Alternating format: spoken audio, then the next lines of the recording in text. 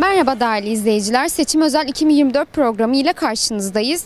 DEM Parti'nin Mersin adaylarını tanıyacağız ve halkın nabzını tutacağız.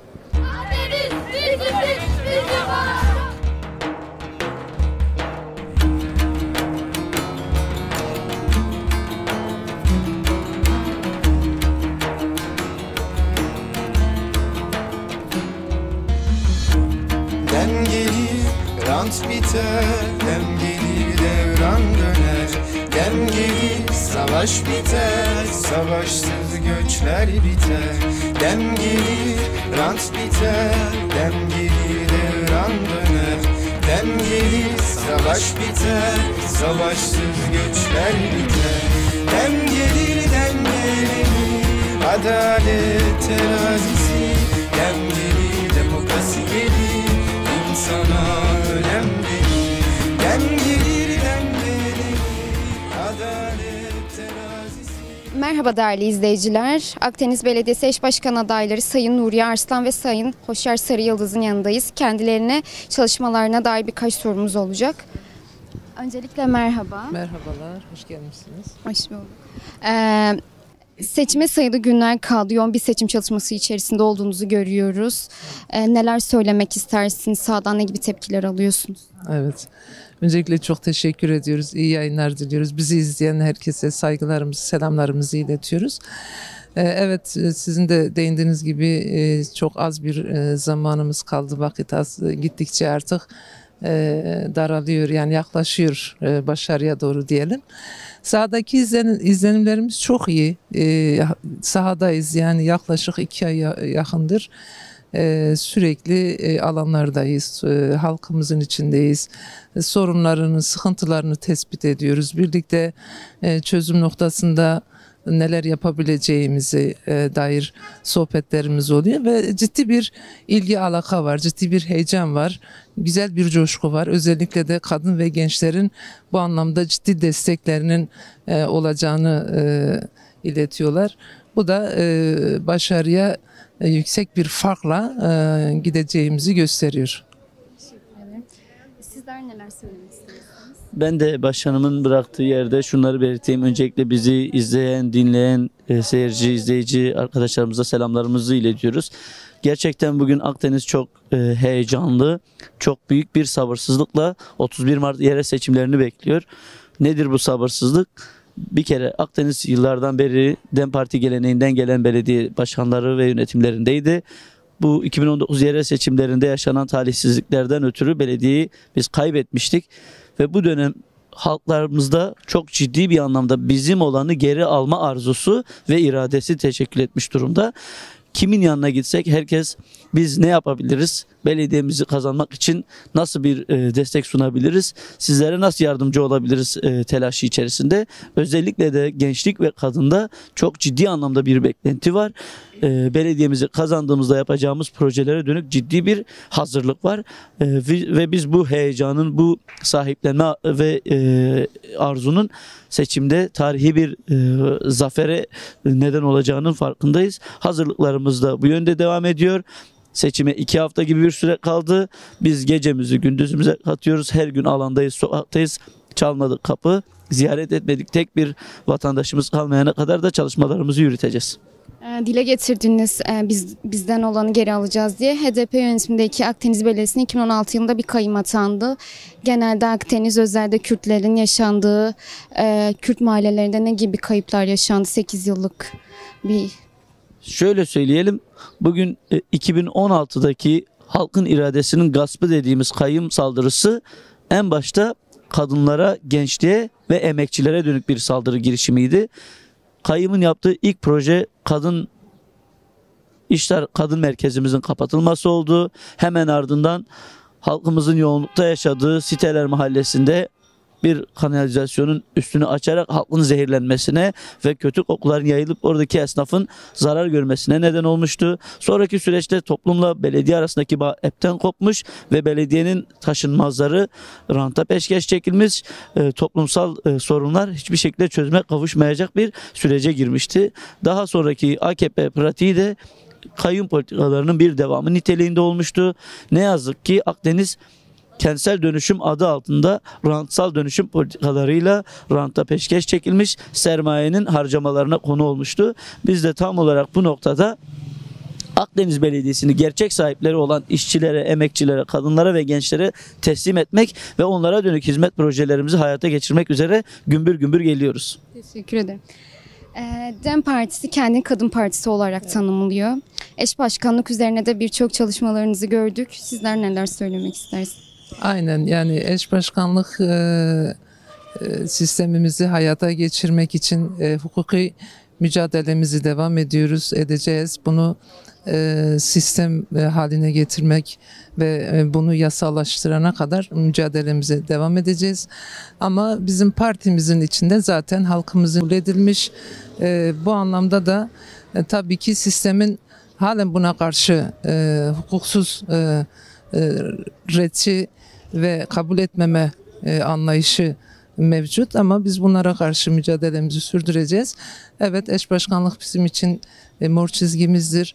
Bütün çalışmalarımızda da, yerel politikalarımızda da bunu en önemli haliyle hayata geçireceğiz. Kadın iradesini temsil eden, kadın iradesini açığa çıkaran bir sistemdir ve biz bunu çok önemsiyoruz. Bunu yerele de yansıtma adına, genele de yansıtma adına mücadelemizi sürdüreceğiz. Ve o kadın arkadaşlarımız, meclis üyelerimizle birlikte saha çalışmalarımızda da, mahallelerimizde de kadın meclislerini kurma ve onların sorun sıkıntılarını tespit ederek yapmamız gereken projeler neyse ortak belirleyip ortak hayata geçireceğiz. Özellikle de kadınlar için meslek edinme kursları açacağız ve sertifikalarını alıp istihdam alanlarını oluşturmayı destekleyeceğiz. Aslında herkes tarafında bilinen bir gerçeklik var. Yani bir ceberut bir siyasi anlayışla karşı karşıyayız ve bu anlayışla mücadele eden bir yerdeyiz. Seçim hileleri açık ve bu herkes tarafında biliniyor. Bizim elbette ki Akdeniz halklarımızda çağrımız şu olacak: kadınıyla, genciyle, erkeğiyle seçim günü oylarını kullandıktan sonra da sandıklar açıldığında da sandık başlarında olmalarını ve oylarına sahip çıkmalarını ve bütün halkların ortak sesine sahip çıkmaları açısından bizim bir çağrımız olacak. Mutlaka hep birlikte başaracağımıza inanıyoruz. Çünkü bizim kazanmamız DEM Parti'nin kazanması demek, bütün halkların kazanımı demektir. Bu inançla o sandıklara sahip çıkmalarını çağırıyoruz. Teşekkür ederim. Sizler Ben de şunu belirteyim. Bugün 2019 yerel seçimlerinde 2000 oy farkla kaybettiğimiz Akdeniz'de 8400 geçersiz oy yaşanmıştı ve binlerce vatandaşımız oyunu kullanmamıştı.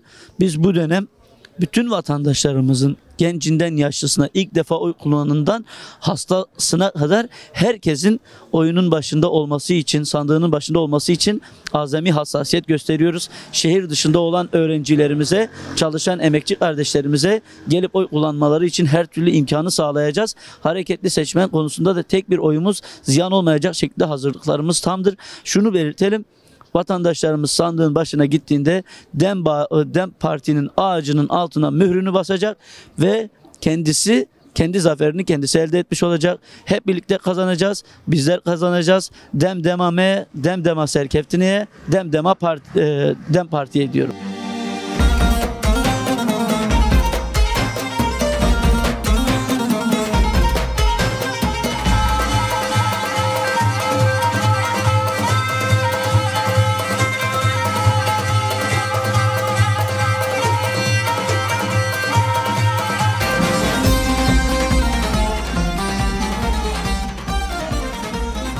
Seçime sayılı günler kaldı bildiğimiz üzere. Seçim çalışmalarınızı yakından takip etme şansımız oldu. Siz ne demek istersiniz, neler söylemek istersiniz merak ediyorum. 14-28 Mayıs seçimleri sonrasında gerçekten halkın içinde halkla beraber bir örgütlenme ve seferberlik süreci yaratmaya çalıştık. Mersin'in bütün ilçelerinde, mahallelerinde. Dolayısıyla sadece seçim kampanyasıyla sahaya inmediğimiz, sokağa inmediğimiz bir gerçeklikle aslında biz seçimlere başlamış olduk. Sadece 5 yılda bir kapısını çalan, kendisini sadece seçmen olarak gören, sadece bir oy deposu, oy nesnesi olarak gören bir siyaset biçiminden artık illallah gelmiş durumda. Bir bıkkınlık gelmiş durumda. Dolayısıyla halkın içinde halkla beraber nefes alıp veren bizleri yani sürekli yanlarında görmenin aynı zamanda sadece seçim süreciyle kapılarını çalmadığımızın bilinciyle bizler karşılanıyoruz sahada, mahallelerde. Özellikle Mersin'de, Akdeniz'de önemli bir çalışma yürütüyoruz. Akdeniz aslında Türkiye'nin prototipi olan bir kent, bir bölge. Bu anlamıyla gençlerin, kadınların, emekçilerin yoğun yaşadığı, halkların, inançların birlikte yoğun yaşadığı tabanda bir halkların kardeşliği, birlikteliği halinin uzun yıllardır kadim kültürlerle beraber yaşayabildiği bir kent. Ne yazık ki seçim çalışmaları dolayısıyla yapılan siyasi propagandalar bu birlikteliği kırmak, işte nefret politikalarıyla aslında kutuplaştırmaya çalışmak üzerinden seyrediyor. Buna ama mahal vermeyen bir halk gerçekliğimiz de var. Bu anlamıyla halkın olduğu her yerdeyiz. Sadece büyük buluşmalarla işte dışa açık, kamuoyuna açık, işte gösteri dünyasının getirdiği bir seçim propagandası içerisinde değiliz. Pazarlardayız, sahadayız, fabrikalardayız, iş yerlerindeyiz, atölyelerdeyiz, evlerdeyiz, avlulardayız. Gerçekten hani halkçı bir belediyecilik için halkçı bir seçim kampanyası yürütüyoruz. Bunun oldukça önemli olduğunu düşünüyorum. Çünkü biz sadece bir seçim partisi değiliz. Seçimlerle sınırlı bir örgütlenme sürecini de savunmuyoruz. Ama seçimleri halkımız için bir fırsat olarak görüyoruz. Bildiğiniz üzere AKP yerel seçimler öncesi 4-5 ay öncesinden bir mühendislik çalışması yaptı. Çok ciddi bir mühendislik çalışmasıydı. Kürdistan'da bizim küçük farklarla kazandığımız belediyeleri özellikle hedef olarak belirledi ve buralara çok ciddi sayılarda seçmen taşıma yaptı ve bu seçmen taşımayı daha çok kamu görevleri, daha çok asker ve polis üzerinden yaptı. Bu nedenle diyorum bir mühendislik çalışması. Bugün Kürdistan'da sadece bir işte polis evinde ya da bir askeri lojmanda tek kalemde 1000 kişinin, 1500 kişinin seçmen olarak kaydedildiğini biliyoruz. En çarpıcı örneklerden bir tanesi Hakkari Esendere. Esendere'nin kendi doğal seçmeni 3500 civarındayken sadece Esendere'ye 1700 asker ve polisin seçmen olarak kaydedildiğini biliyoruz. Benzer durum Mersin'de de oldu. Mersin'de özellikle Akdeniz ilçesine seçmen taşıma gibi bir durumlar söz konusu ve biz buna hayalet seçmen diyoruz. Burada o kadar kötü bir şekilde yaptılar ki bunu. Burada mesela mevcut belediye başkanı Gültak kendisi Mersin Yenişehir ilçesinde oturmasına rağmen kendi seçmen kaydını ailesiyle birlikte Akdeniz'in Dikilitaş mahallesine taşıdı. Bacanağının evine taşıdı. Sadece bununla yetinmemişler. Bir yerde usulsüz seçmene dair, şaibeli seçmene dair itirazda bulunduğunda ilgili seçim kurulu kolluğa yazı yazıyor. Kolluk şu anda kent içinde polis. Polise yazı yazıyor, diyor ki böyle bir iddia söz konusu, bu doğru mu değil mi? Ama şimdi burada bu araştırmayı yapacak olan kolluğun, polisin başındaki kişi usulsüz seçmen. Polisin başındaki kişi sahtecilik yapmış. Polisin başındaki kişi hayalet seçmen. Kim? Akdeniz İlçe Emniyet Müdürü. Bu nedenle ki seçim kurulları da taraflı davrandı. Sonrasında biz il seçim kurullarına, yine Yüksek Seçim Kurulu'na itirazda bulunduk. Oradan da herhangi bir sonuç alma durumumuz söz konusu olmadı. Ama elbette bu bizi vazgeçirdi mi? Vazgeçirmedi. Bizim genel merkezimiz seçim müdürlüğü yetkilileri, nüfus müdürlüğü yetkilileri, Akdeniz Belediye Başkanı Gültak, Akdeniz İlçe Emniyet Müdürü Ebubekir Fil hakkında suç duyurusunda bulundular ki seçimden sonra da biz bunun takipçisi olacağız. Neden bunun takipçisi olacağız? Çünkü biz diyoruz ki seçimler demokrasi şölenidir. Halk sandığa gitsin, dilediği şekilde, özgür bir şekilde oyunu kullansın. Sandıktan ne çıkarsa başımız gözümüz üstüne. Ama bu şekilde açık açık, aleni bir şekilde yapılan usulsüzlüklere elbette göz yummayacağız, elbette itiraz edeceğiz, elbette takipçisi olacağız. Bunlar zaten seçimi kaybedeceklerini aylar öncesinden biliyorlardı. Aylar öncesinden seçimi kaybedeceklerini bildikleri için bu usulsüz seçmene başvurdular. Ve şunu söyleyelim, bu Mersin'deki seçmen taşıma, hayalet seçmen işlerinin mimarları var. Bu mimarlar kim? Bir tanesi Akdeniz Belediye Başkanı Gültak, bir tanesi Akdeniz İlçe Emniyet Müdürü Ebubekir Fil. Şimdi bu iki kişinin genel seçimlerde bir pratikleri vardı. Bu iki kişi genel seçimlerde herhangi bir yasal hakları olmamasına rağmen özellikle Akdeniz ilçesinde DEM Parti'nin güçlü olduğu okullara girdiler. Adeta okul bastılar. Gittiler, oy kullanan yurttaşlara müdahale etmeye çalıştılar. Tabii biz buna müsaade etmedik. Yine seçim gecesi adliyeye gittiler. Adliyede görevli olan polis memurlarına saldırdılar. Neden? Çünkü özellikle Akdeniz ilçesinde DEM Parti'nin güçlü olduğunu biliyorlar.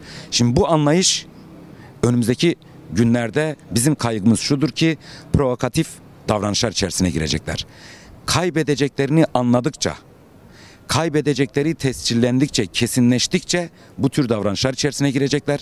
Biz bunların farkındayız. Biz şunu söylüyoruz. Bu kentte yaşayan bütün yurttaşlara bizim çağrımız şudur. Diyoruz ki sakin, sağduyulu bir şekilde seçim çalışmalarımızı yürütelim. Sağduyulu bir şekilde sandığa gidelim. Sağduyulu bir şekilde bu kentin, Akdeniz'in 5 yılını Akdeniz'de yaşayan yurttaşların elinden alan Gültak ve AKP iktidarına son verelim diyoruz. Ne yaparlarsa yapsınlar biz onların provokasyonlarına asla izin vermeyeceğiz. Onların provokasyonlarına geçit vermeyeceğiz.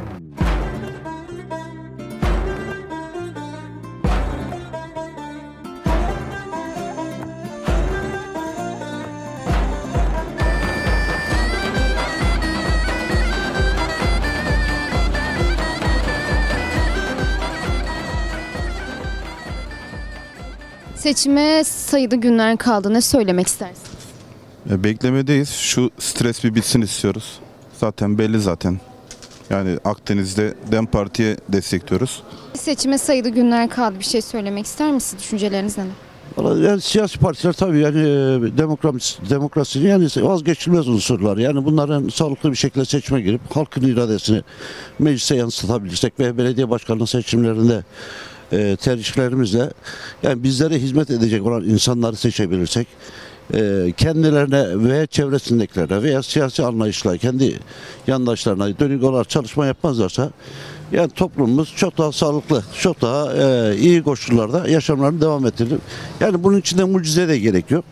Yani sadece ve sadece yani halkın elinden, halkın gelirlerinden, vergilerinden elde edilen bu gelirlerin toplum yararına kullanılması. İyi değil mi? Yok, para kalmamış kimsede. Para mara yok. Hepsi ülkenin bütün mal varlıkları satılmış. Nerede nasıl olacak? Hala de satıyor adam. Satacak bir deniz kaldı, onu da satarlar inşallah. Bunlar çıkıyorlar bizden alay ediyorlar.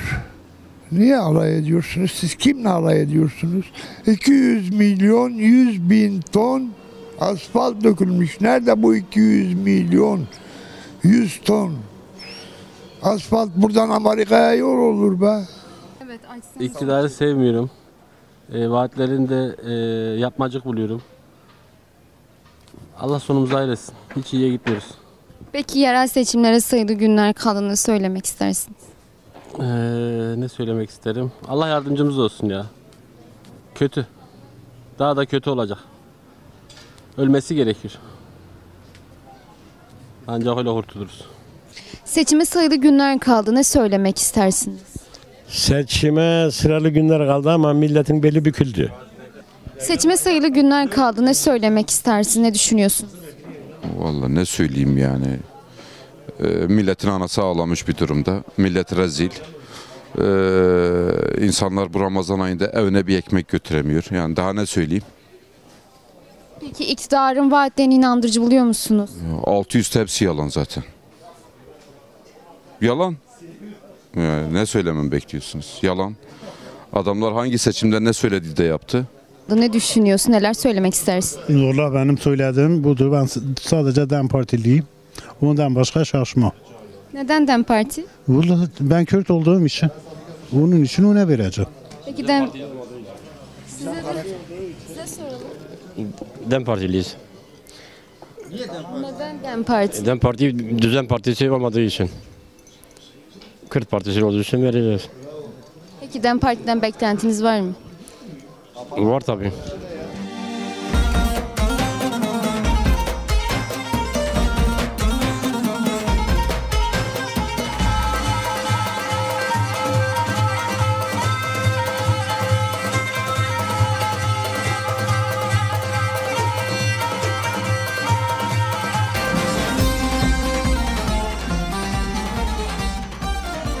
...20 yıldır vaat veriyorlar. 20 yıl geçti. Önümüzdeki 4 yılda hesaba katacak olursak 24 yıl boyunca sürüneceğiz. Ve önümüzdeki 2050'ye kadar sürünmeye de devam edeceğiz. Aferin onlara, devam etsinler. Gençliğin geleceğini çalmaya devam etsinler. Ne bileyim yani vaat ettiklerinin hiçbiri çıkmadı ki şimdiye kadar. Yani şunu bulduk, petrol bulduk, bilmem ne bulduk falan diyor ama biz daha hiçbir şeyini görmedik. Günden güne zam geliyor o arada. Yani yetişemiyoruz. Aldığımızı bir daha alamıyoruz. Bundan dolayı zor. Hani bir an bir değişim olsa şart, yani değişim olsa güzel olur. Değişim. Erdoğan'ın o yoksa hizmette yok açıklaması oldu. Siz nasıl yorumluyorsunuz? O yanlış bir şeydir aslında. Oy olmayınca oraya hizmet gitmeyecek diye bir kaydı yok. Yani vatandaş kendi iradesine sahip çıkacak. Oyunu kullanacak. Kime kullanırsa. Bana mı kullanacak? Kendisine kullanacak. Vatandaş kendisi için oy kullanacak. Öyle değil mi? Onu Tayyip'e soracağım, bana değil. Ben sürünüyorum bak. Ama arabam olsa arabayla giderdim, param yok. Çünkü yani ayaklarıma dayanıyorum. Başka bir şey yok. Peki vaatlerini samimi buluyor musunuz? Kimi? İktidarın. Yok, kesinlikle. Aman uzak dursun, benden uzak dursunlar. İktidarın hiçbir şeysini samimi bulmuyorum. Hiçbir şey doğru olduğunu da sanmıyorum. Sadece insanları kandırmaktan başka hiçbir çaresi yok. Peki Erdoğan en son hizmet, oy yoksa hizmet de yok demiş. Siz bunun hakkında ne düşünüyorsunuz? Onun hakkında ne düşünüyorum? İnsanların gözlerini açmasını düşünüyorum. Kendi gözlerini açsınlar. O laftan sonra iktidarı bitirmeleri lazım. Sadece bunu diyorum. Başka bir şey demiyorum. Bugün bir ev kirası olmuş 7-8 milyar. Senin aldığın 10 milyar. Nasıl geçineceksin? Üst baş nerede? Yeme nerede? Bunun yakıtı var değil mi? Beyaz yakaları zaten beyni çalışan, aklı çalışanların çoğu şu anda yurt dışına kaçmak zorunda kaldılar. Burada her geçen gün bakıyoruz ki hayat daha zor bir şekilde soktular.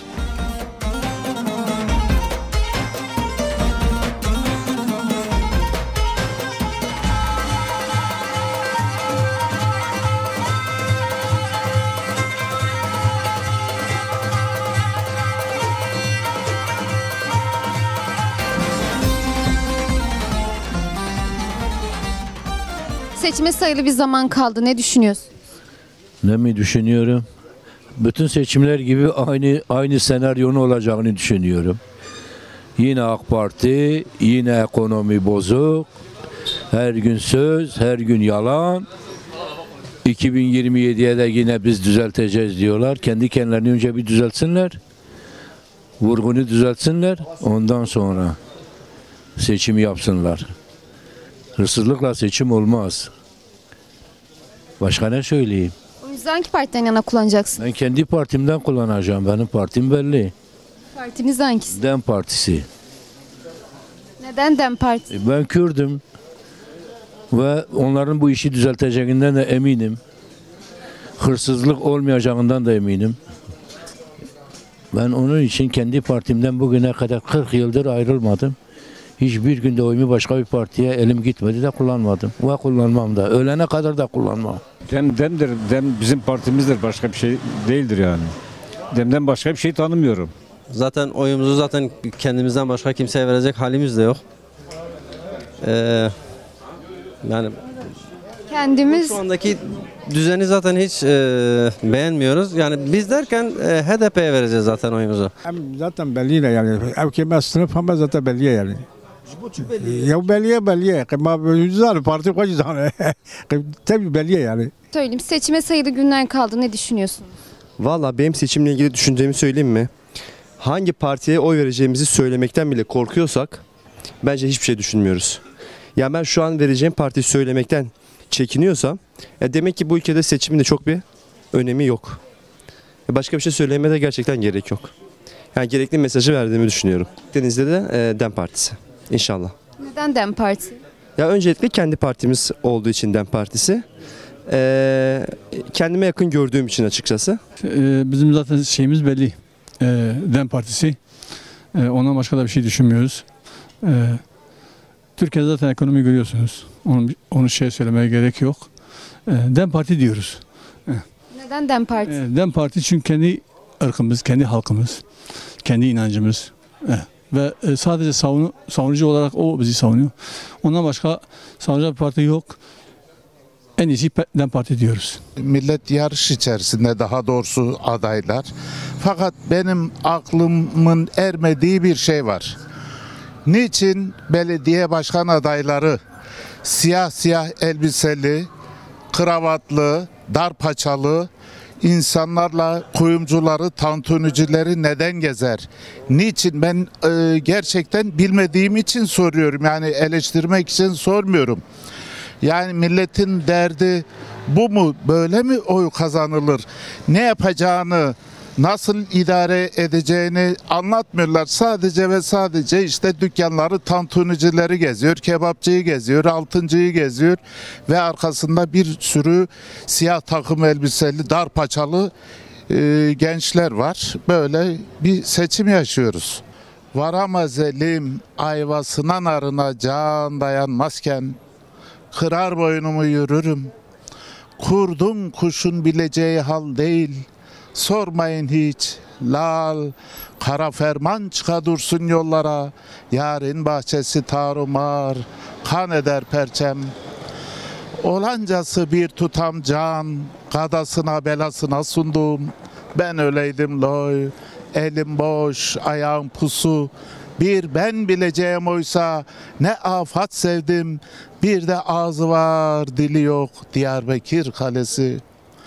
Açar, kan kırmızı yedi verenler ve kar yağar bir yandan. Savrulur Karacadağ, savrulur Zozan. Bak bıyığım buz tuttu, üşüyorum da. Zemheri de uzadıkça uzadı. Seni baharmışsın gibi düşünüyorum. Seni Diyarbakır gibi. Nelere baskın gelmez ki seni sevmenin tadı. Doğdun, 3 gün aç bıraktık seni. 3 gün meme vermedik sana. Töremiz böyle diye, hastalanmayasın diye. Şimdi saldır memeye, saldır da büyü. Bunlar engerekler ve çıyanlardır. Bunlar aşımıza, ekmeğimize göz koyanlardır. Tanı bunları, tanı da büyü. Bu namustur, künyemize kazınmış. Bu da sabır, ağlardan süzülmüş. Tanı bunları, tanı da büyü. Sarıl bunlara, sarıl da büyü. Teşekkürler.